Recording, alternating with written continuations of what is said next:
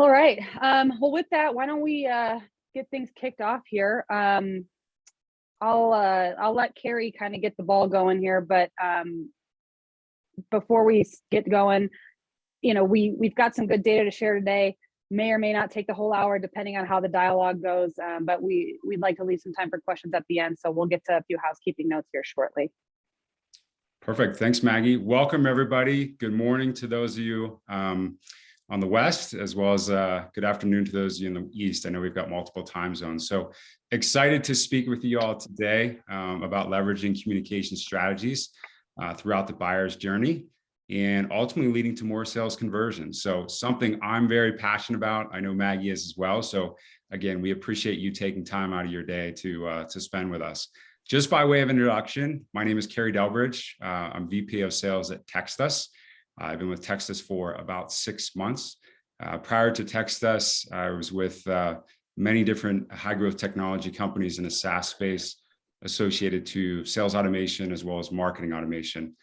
Held leadership roles at those companies, as well as early on as an account executive. So again, thanks for your time. Nice to meet you all. I'll pass things over to Maggie, our VP of Marketing. Lovely. Thank you, Carrie. Yep, I'm Maggie, VP of Marketing. Been with TextUs about 1.5 years. I joined September of 2020. So it's been a good ride thus far, and love having Carrie come on board with us last year. And since doing that, I think our sales marketing alignment has really gotten a lot better. And so we'll cover a little bit of that today. That's kind of why we're tag teaming this webinar. But prior to coming to TextUs, spent 5 years in hospitality. You'll hear me kind of use a little bit of anecdotes from there as we go through this slide deck today, where I oversaw digital strategy for a portfolio of about 60 hotels across the country. Prior to that was doing more consumer-based marketing in the consumer goods space. I was a director of marketing for a yoga clothing company for 8 years. So really kind of runs the gamut as far as all the different pots I've had my hand in. But that said, we're going to focus today on more on the buyer journey as it relates to moving through different phases of that. And we'll have some hopefully good nuggets to share both on the sales and marketing side. So with that, cover the agenda here briefly. So housekeeping notes, we will send the recording out, should get to your inbox by end of day tomorrow, if not sooner. Q&A, feel free to fire those off in the Q&A box as they come up. We will answer what we can live, and then anything we don't get to, we can put in an FAQ that we'll send out as well with the recording. So please ask questions. You don't need to wait till the end. The degree to which we can answer them as we're going along, we find that dialogue is a little bit more engaging. So we'll do that as we move along. With that, let's get into the content a little bit. So at a very high level, we'll start just talking about the buyer journey. We do that from a funnel perspective, and there's some nice visuals to go along with that. So hopefully it's not terribly hard to wrap your brain around there. Touching on some different communication bottlenecks within that buyer journey. Speed to lead, we'll cover some data points on closing the deal, and then talk a little bit about some touch points after the sale. We'll wrap up with just some productivity and collaboration thoughts and pointers as far as integrating within your tech stack, and then we'll give you some key takeaways. So hopefully that's pretty straightforward. But again, please ask questions throughout. We're going to try to be an open book as possible here. All right, so this is a very simple view of the buyer journey. There are a lot of kind of iterations of this that might have anywhere from 8 to 10 steps. We want to kind of shrink that down to something a little bit more manageable. The one thing that I want to add before we get into this is it's applicable to every different industry, right? So whether you're in sales and staffing, any area where you're interacting and trying to pull someone from one step to the next, this is the journey they're going to go through. So we'll touch a little bit on each section here. At the top, you have a track, right? They're coming into the funnel, just looking for information. So maybe that's a search query, a website visit, downloading content, ebook, white papers from your website. Maybe someone's engaged with you on social media, or they have some outbound touch points from your sales team. If you're in staffing recruiting, this is just the point at which someone decides that they're going to start job searching, right? Very, very high funnel, maybe not as high intent at this point. From there, moving to that convert, that darker blue bar. Now this person's ready to take action. So maybe they're reaching out to you directly. There's an inbound inquiry, a contact us. For us, it looks like a demo request. And then you want to follow up there. maybe there's an outbound meeting scheduled, or you're scheduling an interview at this point with this person. From there, you move to the close phase. And so that's, with the name of this webinar is the journey to closed won, right? So this is kind of like the meat and potatoes, more or less, and this person's ready to buy or make a move on to the next step, right? So maybe there's pricing in hand, maybe they're evaluating alternatives. That could be another product, maybe it's another job offer that someone's evaluating. Maybe if you're speaking our language from a software perspective, does it integrate with their workflow? Is it compatible with their current set of tools? You may be going through red lines negotiations on a contract, or at this point, extending an offer to a candidate. Lastly, there's the delight phase. So this is everything's all said and done. What are we doing now that that person has actually made the purchase, or you've made the placement? So maybe it's onboarding begins for a particular product. You're going through different support structures and availability. There are some post-sale touch points at this point of the buyer journey. You're looking at utilization and best practices. How can you be more effective now with the product you've purchased? Or if we're talking again, staffing, recruiting, it's after that placement, what are those touch points to ensure that that candidate and that is having a good experience, and what can you do to make it better? So from here, we're going to just break down each stage of that funnel. I know that was kind of a lot on that slide, but ideally we'd like to kind of touch on these high level with some different value propositions, some data points, and then a few takeaways that kind of relate to each piece of this funnel. So here in this awareness stage, top of the funnel, right, we're looking to generate awareness, both inbound and outbound. Me as a marketer, like, I want to know, are we indexing for the right keywords? When people search for what we have, is our website indexing? Are we presenting what that person might be looking for on the other end? When they see that Google result, they click through, does the page display what they hope to have seen with that search query, right? That landing page, needs to kind of present the right information and deliver content that sparks further interest. And so, for us as TextUs, it's like, are people getting information about the platform that feels like they have enough to move to the next step? If you're staffing and recruiting, right, does that job description capture the attention of that candidate in a way that makes them want to then reach out to you or apply? So when we talk about content, I speak from this SaaS marketer perspective, and we talk a lot about, Google indexing, keywords, downloadable content, but it really is no different when you think about crafting a job description, for example, right? You want to make sure that you're hitting all those right keywords, and that you're sparking interest for them to move to the next step. So given all those things, how do we captivate best? It's not just about hoping someone Googles you and then just lands on the page.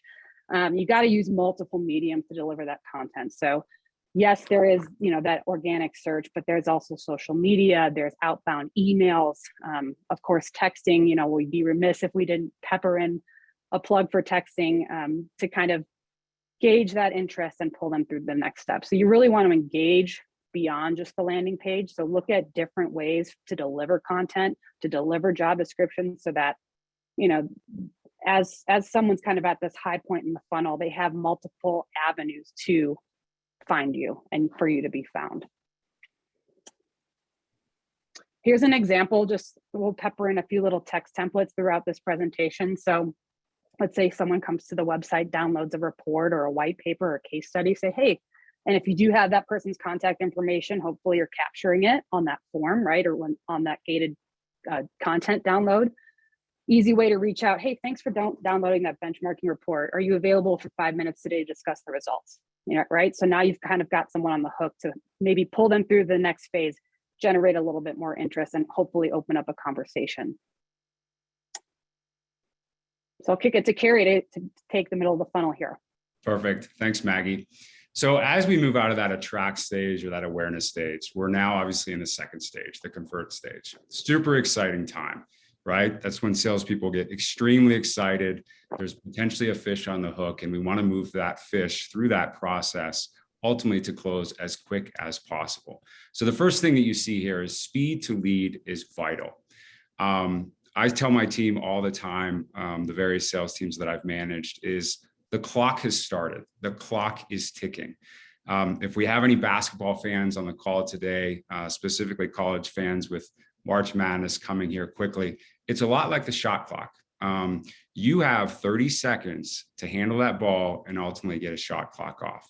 So it's very similar to that. If you don't take that shot, your competition is going to get that ball. So whether you're in staffing, whether you're in selling a product or service, whether you're in the financial services industry, it's all the same as Maggie alluded to, right? So you want to make sure that you're reaching out to that prospect in a very timely manner. Now, as we know, they've raised their hand because they want a product demonstration. They want pricing. They want more information about your product or service. That's a great sign. You need to take action immediately on that. Now, we all know there's many ways and many channels to reach out to those prospects. Some of them have been around a long time. One I'm very passionate about, as well as Maggie is texting. So I'll talk about that, and we've got some data points behind that. But let's talk about the first channel, reaching out via phone. I don't know about everybody on the call. I think we have 51 plus people, but when I receive a phone call from somebody that I don't recognize the number, the chances of me picking up that call are very slim. The average person probably takes a call about 20% of the time when they don't recognize that number, right? So just think about that, 20% of the time. Now, if we look at email, reaching out to a prospect via email, there's also a gap there. We all have day jobs. We're in and out of meetings. We're getting hit nonstop with emails. It's rather overwhelming.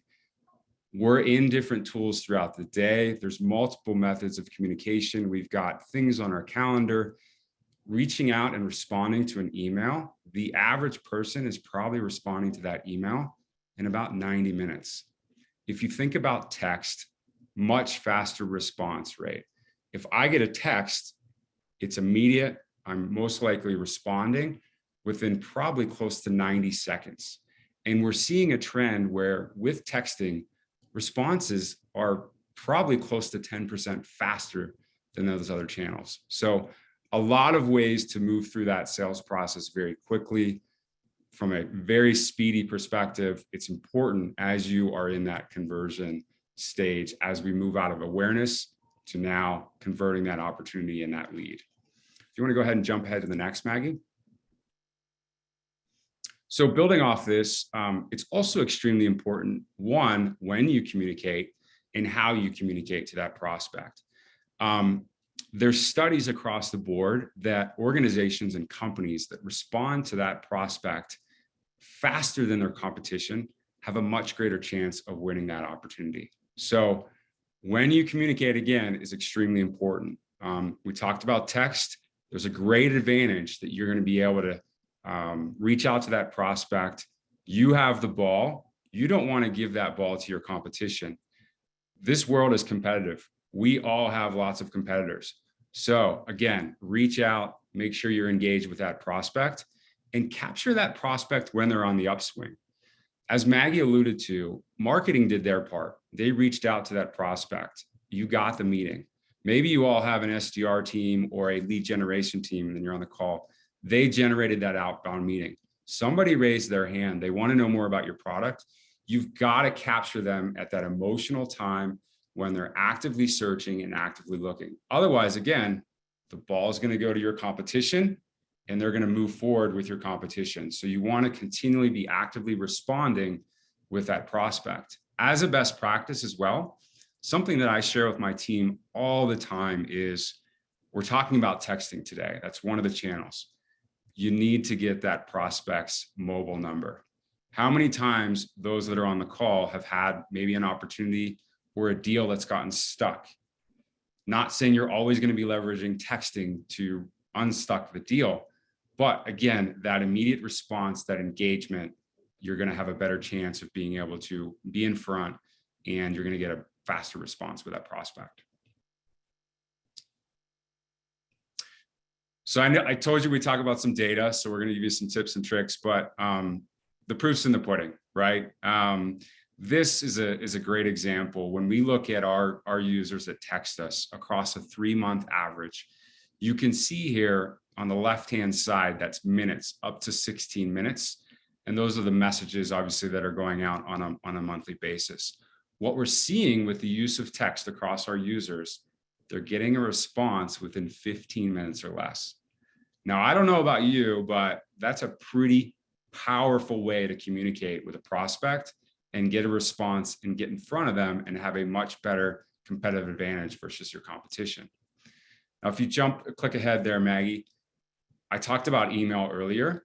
And so again, if we look at the two, text, which we're showing here, and then we're also looking at email as well. Going back to that person, when you're sending an email, when they're in a meeting, they're not in their email, they're on different applications throughout the day, the average response time is about 3.5 hours for somebody to actually respond to an email. That's a lot of time.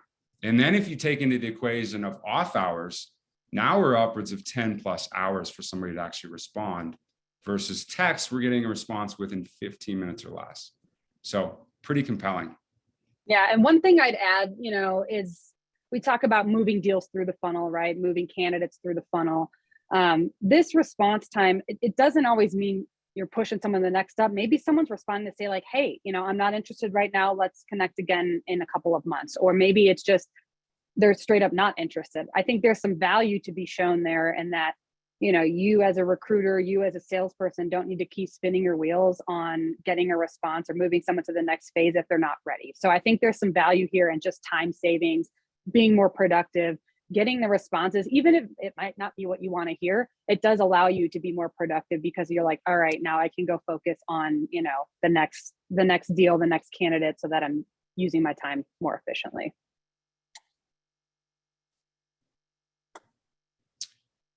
Perfect. So another very exciting, part of the sales stage, the close stage, right? Probably the more exciting than the convert.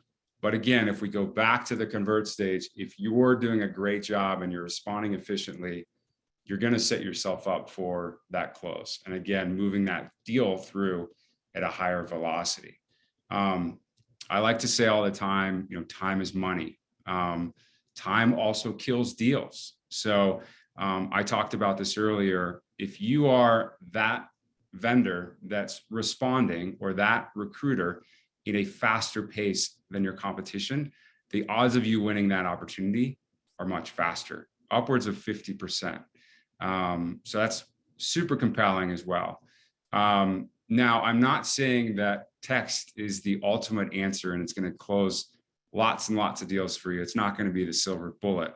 Ultimately, you need to figure out what channel is going to be most effective to, one, get you the fastest response, and two, move that deal through the process at the best pace to ultimately give you a chance to win that opportunity. So again, time is money. So look at those two and figure out the best channel that works best for you. As part of that as well, not only the communication, how you communicate, when you communicate, but the buying experience is super important as well. We'll talk about a little bit of the length of message, what kind of message gets a response, but you are the subject matter expert. And so when a prospect is looking at you and you've got the ball versus your competition, you want to ensure that you're providing a very solid buying experience and making it easy for that prospect to ultimately do business with you and to partner with you. And the way you do that is by communication and keeping your messages direct and to the point, and ensuring that they're getting what they need in that close process, because that's a very, very sensitive time when we move from convert, when we move to that close time. If you want to click one more ahead. Yeah, I'll add another. I'm here for the color commentary right now. We talk about different mediums and what that might look like. And one of these points in particular, speeding up the approval process, right? Maybe it has to go through a couple different folks on the other end before they can come back and say, okay, we're ready to move to the next step. The way that we utilize multiple mediums to kind of speed this up is, say, maybe you send a contract over email. Maybe you send a job offer over email. You can simply follow up and say, hey, like with a text, say, hey, that contract is in your inbox. Let me know when you get a chance to look at it. Just that extra touch point kind of keeps you top of mind and ensures that, that email doesn't sit there with, 15 other ones that may have come in that day. It's just a way for you to stand out a little bit more, provide that extra level of service. That's my hospitality speaking, which I'll get to a little bit as well. But just to have that extra touch point, it keeps you top of mind. It ensures that things are moving along so that you don't kind of get stuck up in these bottlenecks that happen throughout this process. To Maggie's point as well, if you are updating the prospect with what's next, they are very well and aware of how they would partner with you. What is that buying process? Buyers do not like surprises. So the more you can leverage that communication and keep them up to date, it's only going to help that process and moving that deal through the process at a higher velocity. Yeah. So, one of the things I had another thought now that we're spitballing a little bit. One of the things we actually do at TextUs, our HR team does, this is primarily on the recruiting side, obviously, but when we have interested candidates come in for job recs, our head of HR will reach out via text with a list to say, this is what you can expect out of this process. And it'll come in the form of a text, and that way they know to expect it. There's different areas throughout that funnel where they will be communicating via email in different areas, but there's also these text touch points. And the nice thing about it is the expectation was set as soon as they reached out to us. We will be communicating with you in these ways. Here's what you can expect out of the process, so that as things move along, it's very familiar, and it's the time lag is much shorter as a result of those expectations being set right at the beginning. So. Thanks, Maggie. As we continue, we should probably change this to let's win the deal versus let's make a deal. But it's important as well to have technology that keeps your reps productive, that makes things easy for them, as well as makes it easy for your prospect to communicate with you. The reality is deals do not typically close on the first time or the first touch point, right? We know that there's multiple touch points throughout the sales process. Whether you're trying to bring on a new candidate, whether you're trying to sell that technology, whether you're trying to sell a new season ticket holder, whether you're trying to find that new nursing candidate for a hospital that needs help, it takes multiple touch points. And so the more you can leverage technology, again, that's easy to use, that keeps your reps productive, it's only going to help the buying process on both ends. So when you think about specifically texting, again, it's got to be an easy to use tool, but it's got to also integrate ideally with your CRM or your applicant tracking system. Because as we know, with sales reps, there can be situations where sales reps move around, and all of that history, you want to be able to make sure that that gets captured in ultimately one central repository, one system of record, right? And if you have that, again, it's going to be landing in that CRM or that applicant tracking platform. So highly recommend, if you're new to texting or looking at texting, looking at a solution that ideally is going to integrate with your existing tool set. Because I've been a rep in the past, and if you've got technology that is hard to use, I'm living in multiple platforms, sales reps have so much going on. They're generating quotes, they're negotiating conversations, they're doing discovery calls. Ultimately, they need a one-stop shop where they can get that captured information of everything that's happening with the actual opportunity or with that lead. So very important to leverage technology that drives productivity as well as integrates with your existing tech stack. As part of that as well, in that close phase, here's a great example, and we'll start to talk a little bit about the length of message and how important that is. You'll see here this one below. Something that I'd probably change is versus let's touch base or circling back. Something I like to say is, hey, I want to realign on the project. Can we review that pricing? Touching base, circling back, probably well overused. But my point is, this is a great example of just keeping your message short and sweet, not sending a novel, making it easy for that prospect to respond. So I think we can jump ahead, Maggie, unless you wanted to add anything here. No, I was typing in the chat. Someone had asked about templates, so I'll just make an announcement. We are going to send some out in the email follow-up as well, and then I'll post a link here in the chat to our templates page before we hang up today. I have many screens going, so I don't want to mess up our slideshow by finding that. Thank you, Maggie, for moderating. Again, some more data points as well to leave you all with. If you look at our user community and across the year and the length of the message, as you can see from left to right, we're starting at 161 characters, jumping up to 188 characters in May. The average, I would say, length of message by our customers or our users with our platform is probably less than 200 characters.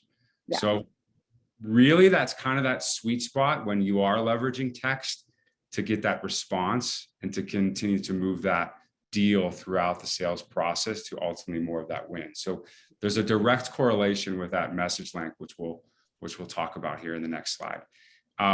As you saw there, the shorter the message was back in January, you're getting responses across our users that are using our platform, probably between 35 and 40% response rate, which is extremely high. And again, gives that prospect that high touch point, that better experience when they're working with you. So direct correlation as well, like I said, with the overall length of the message, as well as with the response rate. So if we leave you with a couple things here, keep your messages short, keep them direct and to the point. Ideally, if you can, when you are leveraging text, try and make the message so that it's under 200 characters. We've all gotten those text messages where it's a series of text. Those typically are more than 200 characters. So you will get greater response rates ultimately if you are keeping your messages short. And just one thing to note as well from a partnership standpoint, this is something that we take very seriously when we bring on a new customer. We really look at your length of message, see ways that we can make that and streamline that process better so that ultimately you're getting a much higher response rate. Yeah, and one thing I'll add, I don't know what happened, oops, to our graph. Now I'm scrolling everywhere. My mouse is going crazy.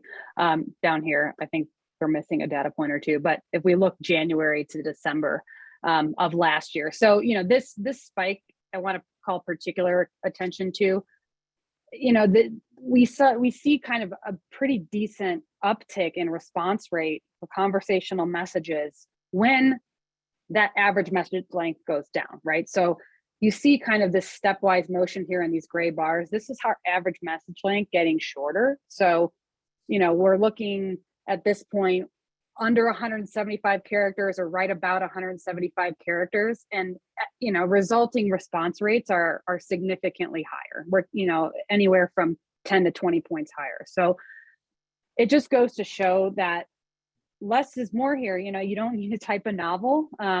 This is another kind of, you know, push to utilize text as a supplementary communication tool, right? You're not going to send an email or a novel type text here. You want to utilize email for those longer informational, you know, types of communications, and then utilize text as just that short, quick touch point. You know, are we good to chat on Wednesday? Did you get that invoice in your inbox or that contract? You know, do you have any questions that I can answer before our next call? So it's really designed, you know, to be most effective when it's supplementing those like larger communication mediums. And we see pretty clearly that the response rate is significantly higher when those texts are shorter. Even if it means you're getting a 1 or 2 word response, you are getting a response. You're not getting ghosted, which is, you know, every salesperson's nightmare, right? So just something to keep in mind. The other thing I'll note, that example a couple slides ago was, I counted, it was around 140 characters, right? So that's a good example of a nice short text where you can get a quick response. This is kind of already what I alluded to, but I won't steal your thunder there. No, so I think we've covered this. Obviously, I think, you know, you have a good understanding of this. I think we can jump ahead, Maggie, in terms of next. So, you know, as Maggie transitions into the delight phase, right? We've won that deal. We've closed it. The work continues, right? And so there's the ability to leverage text throughout that process. Now we've got to onboard them. We've got to keep that prospect or now that customer happy. And so Maggie's going to now talk about that delight phase and how we can leverage texting to ultimately continue to keep that. Yeah, exactly. So, this stat at the top, I love. Slow response times can increase churn by 15%. This is something where, yeah, it's a closed one deal. We're feeling great about it. Now it's not just that we move on to the next one, right? We want to make sure that we're taking care of that customer during onboarding or taking care of that candidate after they've started their first day, such that they'll not only come back to us for return business, but recommend us. They feel good about the experience we had. We continue that conversation. So utilizing a real-time communication medium will help mitigate that time lag, right? That slow response time, and focusing on that one-to-one connection. So a few examples of this look like regular touch points, check-ins, how's everything going? Making sure onboarding is going smooth and that support is readily available. You're still there, even though you may have handed off that customer to your account management team or your customer success team. You want to share some best practices, and you make sure that they know how to use the tool or know how to use the product very well. Here's what we've seen with other customers. Give them some different nuggets there so that they can be successful right away. And then again, utilizing real-time support to kind of help drive that adoption.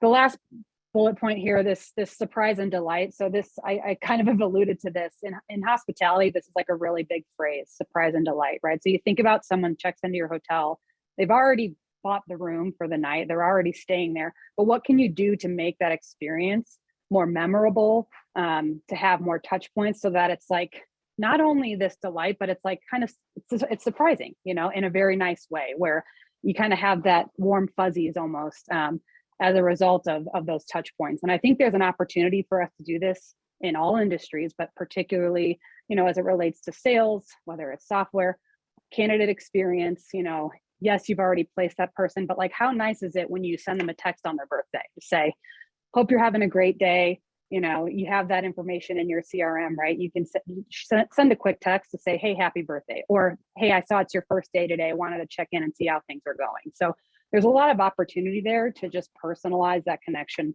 after the sale. And when we talk about these really short touch points and things that, they don't necessarily require a full conversation. You don't need a whole email to wish someone happy birthday, but you can send them a text, right? And just have that touch point, give them that warm fuzzy, that surprise and delight. And ultimately that, lengthens the time that this person remains a customer with you, or, comes back to you for future job opportunities. Here's an example of that just from a product perspective, saying, just wanted to check in. You've been using our tool for a week. What do you think? Would love your feedback. So really quick touch points, ways to make this communication real time so that you can, drive those quick response times, and hopefully, mitigate churn and any of the issues that are associated with those response times. I think to Maggie's point as well, like when we bring on new employees, going back to after they've gone through the interviewing process, I know we've got staffing and recruiting firms on the line. Again, Maggie's example of maybe it's your first day, sending them that text message, and that's what we do at TextUs, is what to expect your first day, what's going to happen. There's a lot of anticipation, excitement, nervousness. So again, going from that buying experience and having a great buying experience to now it's the employee experience and continuing on through the process. So yeah, super valuable. Absolutely. I just saw a question from Kim on the average response rate for campaign messages. This slide sort of speaks to that. It's not a response rate, but it is a response time. We will have some data on response rate in a subsequent webinar, which I will plug at the end, but so sit tight for that. What I will say here, so what we're looking at here is just a scatter plot of campaign message length measured against response time. And the takeaway here is that there really is not much of a takeaway, right? So you see on the bottom, these are average message length. We tend to see campaign messaging, and this is one-to-many messaging. So you're sending out like a blast, a text blast, tend to be quite a bit longer. The median response time, if you remember back a handful of slides ago, we were looking at like 15, 16 minutes for a response time when it came to that one-to-one messaging. With campaigns, we see some pretty lengthy response times, even when responses do come in. Granted, a lot of times campaign messages are not designed to drive an immediate response from everyone you're sending it to. You're hoping to get a subset of those folks to respond. But one thing that, just to be cognizant of, keep in mind, I would not expect an immediate response. We just don't see it. And we're talking about hundreds of millions of messages that we look at when we pull these data points. Even as the messages get longer, the response time doesn't necessarily correlate a whole lot with that. And so I think the takeaway here is that it's not as predictable. The campaign messages are not as predictable when it comes to generating a quick response. Honestly, quick responses just don't happen that frequently with a campaign message. So just something to keep in mind. There's this idea of fishing with a net or fishing with a spear. And, the success that you have, like, you're going to capture some in that big net, but being more targeted with not only the way your messaging works, but like if you're looking for very specific types of responses from very specific prospects or candidates, you want to make sure that you're really honing in on, spear fishing more than casting that wide net if you're expecting a large response or a quick response. With that, if we look at conversational, there's a very clear correlation here. So again, on the bottom, we're looking at average message length. On the left, it's median response time. Pretty indicative here, like shorter messages, quicker responses. You see a nice cluster down here where, if we're sitting less than 150 characters, our response times are hovering pretty close to that 10-minute, maybe 15-minute mark. It really goes up at a pretty linear rate. So again, thinking about what kind of response are you looking for and how can you craft a message that'll generate it quickly is really, again, like less is more, which is hard. I think like Twitter too, you get 140 characters and or whatever it is now, I think it's actually double that. But point being, just really choosing the right words and making sure that, you're personalizing and really only addressing the message that you want to get across. So just some interesting stats to look at there. And again, we're looking at hundreds of millions of messages across our platform.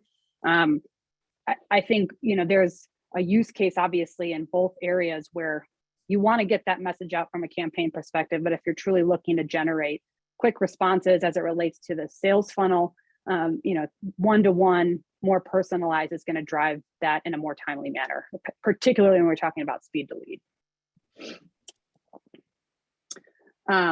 Again, I kind of touched on this already, but really it's about authentic conversations are going to drive those fast response times and keeping it short, 150 characters, you hope to see somewhere around that 10-minute or less response time. Ultimately, this engagement hopefully is driving repeat purchases, giving people a really good experience with you as well.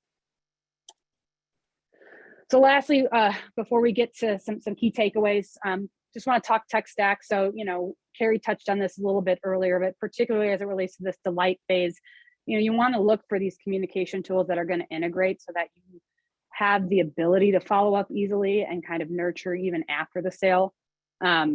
You also want to look for things that are going to allow your team to collaborate better. And so, we hear a lot when people come in, particularly to start using TextUs for the first time, but they are texting, but they're doing it from their personal phones. I think the challenge with that is that it inhibits your ability to collaborate as a team, right? So like if you're out of the office or you're not able to get in touch with your customer for any number of reasons, family emergency, vacation, nobody has visibility into those texts except you because it's sitting on your phone, right? You have your phone with you. If you have the ability to plug that into your tech stack so that your team can collaborate, not only is it easier for you to track, but it enhances the productivity of your whole team, right? They can collaborate on these accounts, on these candidates in your absence and keep the deal moving along, even if you're not there. Another great stat, I pulled this out of a Salesforce report, but having tech that allows you to collaborate can improve your productivity by upwards of 25%, and that's, you think about that, that's one full day a week that you've gained now to be more productive. So just something to think about, particularly as you're looking to maybe bring texting in, or if you're currently using it, are you kind of leveraging all of the things that are available as it relates to integrating with your tech stack? We have plenty of integrations. I've only listed a few here, but it's something that, the customers that really leverage that best are a lot more productive in the end. So that I'll kind of leave you with that plug in terms of, leveraging technology. To Maggie's point, real quick as well, if we go back to where we started from the attract and the awareness stage to then the convert stage, again, that clock has started. That first touch point is reaching out to that prospect. Ultimately, all that's coming right back into that CRM or that applicant tracking tool. So there's a handover process internally, whether you bring on a new employee, somebody's going to onboard that employee. Whether you bring on a new deal, somebody's going to implement that customer. So ultimately, that history all could potentially get lost if you've got folks leveraging just their mobile devices. Now you've got that integrated. All the history there there's a running track of it. There's no mystery. There's no question. Maybe it was a negotiation point that wasn't clear in the contract. You've got all that back in that platform. And to Maggie's point, it's going to drive that productivity as well as it's going to help with overall collaboration once we're now in that delight phase. Yeah, absolutely. Well, with that, I'll leave you with some key takeaways here. In this attract phase, top of the funnel, it's about content that resonates, which includes job descriptions, using multiple mediums to deliver that, and then engaging beyond just whatever is on your website or your landing page. Okay. In that convert phase, speed to lead, this is where we spent kind of the meatier portion of this webinar. Speed to lead is vital, and response times can really make or break the momentum of that sale. So, making sure that you have those touch points, and if email's not working, if phone's not working, try shooting a text, figure out a way where you can kind of put those different communication mediums, into a sequence, or just having multiple touch points so that, you're not letting things slip through the cracks there. In that close phase, slow and steady does not win the race. I like that phrase, but ultimately it goes back to momentum. It goes back to ensuring that you're, kind of moving things along by communicating effectively. It's also an indication of customer experience. So you want to make sure that, you have those warm touch points, that you're not overwhelming, but it's just enough information to keep things moving forward. Lastly, that surprise and delight, go back to that, just utilizing those touch points after the sale to make people feel good about it, right? You've already made the sale, but what else can you do to really enhance the overall experience and ensure that not only that's a repeat customer, but that could help you generate referrals and bring in more business down the road because of the experience you continue to give to that post-sale. Sharing best practices is included there. And then lastly, we talked integrations, just ensuring that those are really tight, so that your productivity can really soar as a result of bringing in new technology. It shouldn't be a burden to have new technology as part of your communication tool set. So with that, we have a little time for Q&A, so feel free to throw those into the Q&A and we can answer any of those. The only thing that wasn't on there, Maggie, is the shot clock. So make sure you take that shot within 30 seconds. Otherwise, your competition will take that shot. So something we should add to our 4 phases for today. I left out any sports analogies from the deck itself because I knew that you would cover them here. Perfect. Anyway. The other, I know we asked about templates. So since we're waiting on any questions to come in, we'll send out text templates. We have a bunch of different ones on our website. We'll include some of those in the email, but also include a link to the full kind of library of what you can find on our site. Those are just really meant to guide your thinking around where you can use text and give you a few examples of how those might look. State of texting. So you saw a little snippet of some of the data here. Those along with many other really insightful data points are going to be included in our state of texting. That's going to be released next month. If you're not subscribed to our email list, which you could do in the footer of our website, just stay close to our LinkedIn page. We'll be promoting it there. A lot of really cool takeaways. If any of you have been on previous webinars with Martin, our CEO, we've shared a lot of different data points that are industry specific. The state of texting is going to take a lot of that and kind of wrap it, package it up, and give you some really nice takeaways around just texting response rates, times, how different industries perform with texting. So really excited to push that out in the beginning of March. So keep a lookout for that. And I don't see any other questions coming in. So if there's nothing else, I'll give you a little time back. appreciate everybody coming today. This was, I think, a great, insightful webinar. Hopefully you got a little bit of a few nuggets, a few takeaways here for, for the year. So. From my side as well, thanks again, everybody, for joining our session today. And any feedback, please send it our way, and appreciate all your time. We look forward to continuing conversations down the road. Great. Thanks all. Thank you all. Bye-bye.